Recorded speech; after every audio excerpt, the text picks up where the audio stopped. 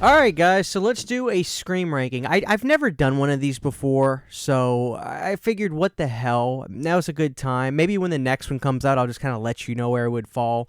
That way I ain't got to redo it, kind of like what I did with Halloween Ends. But I've never done this before, so what the hell? I mean, what's it going to hurt? Scream ranking, I'm a casual Scream fan where I watch these movies and like them, but I'm not a diehard. I'll probably never have the posters up in here or anything like that, but they're fun movies. There's no denying that they're really fun. So let's go ahead, guys. What's going to be at number 6? Number 6, if you've been following the podcast or anything like that, you know I'm not really a big fan of Scream 4. And I you know what?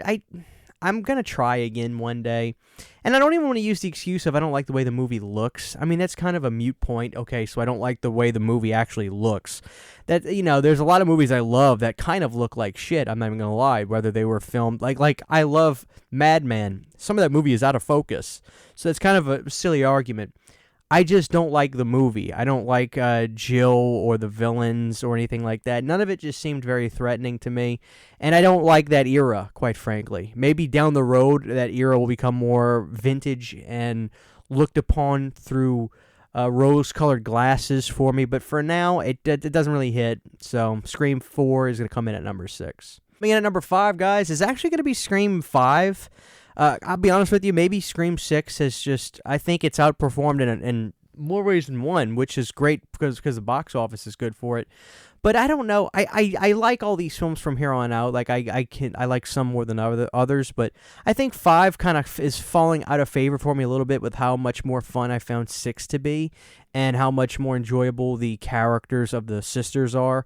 Especially the older sister, which is interesting. It seems like a lot of people feel that way. They like the older sister, the older Carpenter sister a lot better now.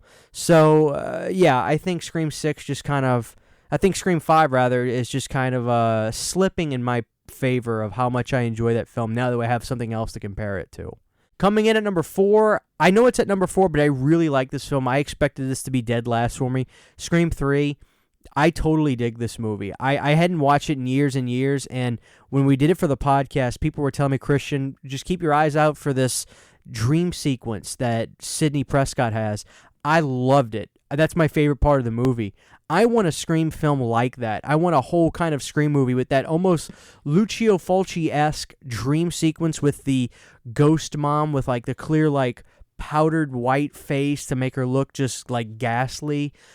I loved it. I remember some people were kind of saying LOL the ghost scene to me. I dug it. I want a whole movie that has that kind of vibe and aesthetic to it. I really enjoyed Scream 3. I think it really leverages hard into the silliness of the whole thing, of the meta stuff. It's completely over the top in that aspect. And Roger Corman and Lance Henriksen are in this movie.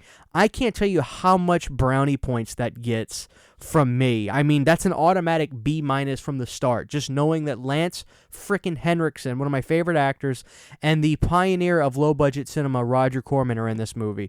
Without Roger Corman, guys, none of these horror icons or legends, or even big directors like Scorsese, might even be around. Roger gave all these guys their breaks. He is the king. If you're a younger viewer and you're not aware who Roger Corman is, research this man. He is the pioneer of everything we know today in terms of low-budget cinema and how to make low-budget cinema look great. But I need to shut up about that. That's not what this is about. But yes, Roger frickin' Corman, who's still alive, mind you, has a fun role in Scream 3 as a cameo, and Lance Henriksen. So I love Scream 3. Coming in at number 3, I'm going to give it to Scream 6. Super fun. I think it's just a much more enjoyable film than 5.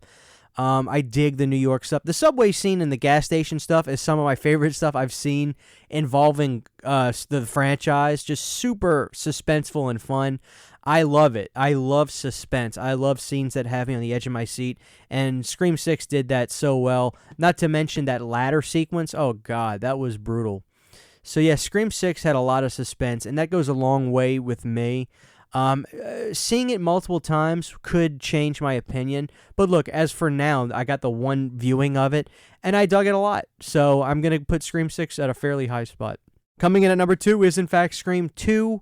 Debbie Salt is my favorite reveal of the series. Something about a mom being crazy is a lot scarier to me than a freaked out dad like we saw in 6, or a niece. Something about a crazed mom. And Laurie Metcalf, who's Aunt Jackie. I loved Roseanne growing up, one of my favorite shows. Oh God, she's just wild. I mean, she is scary to me. So I dig Scream 2 a lot. There are things that I'll always lament, like Jamie Kennedy's death. I think a lot of fans think it's silly. Like, what were they doing? Like, so antithetical to that character. Like, he died on such a blatant way. I mean, he would have never done that. He never would have done that. But setting that aside, I really, really enjoy, especially now that time has gone on and it's 2023, that 90s vintage aspect of Scream. That is something I really dig. So Scream 2, I still have a lot of fun with. And as cliche as it sounds, I don't think I could ever not have Scream 1 as number one. I mean, good God, just that 90s vibe is amazing. And then the cast. I love the cast. I kind of get crap because I say no personality Nev. I say it half-heartedly.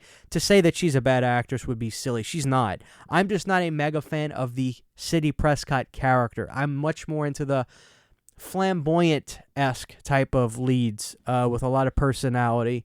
And that's just not who I think that character is. You could disagree, and I understand. But for me, it's not my favorite cup of tea. But regardless, part one, you've got Skeet, Matthew Lillard, Rose McGowan, Jamie Kennedy, Henry Winkler, the Fonz. I grew up watching Happy Days, so seeing the Fonz in the first Scream is amazing. I think the first movie just has a all-star cast, and it's so entertaining. I don't know that they'll ever be able to top the first Scream, and you know what? That's okay, because that's a pretty high bar to set. So as cliche as it sounds, and Drew Barrymore, how can I forget Drew Barrymore? The opening of Scream 1 I don't think will ever be topped at either. That's my favorite opening of all time in that series, and one of my favorite openings in horror. Right? It really is. It's damn good. I love it. So the first Scream will always get the highest praise for me from this franchise. I don't think it'll ever be topped. So there it is, guys. That's my Scream ranking. Could be a little wonky.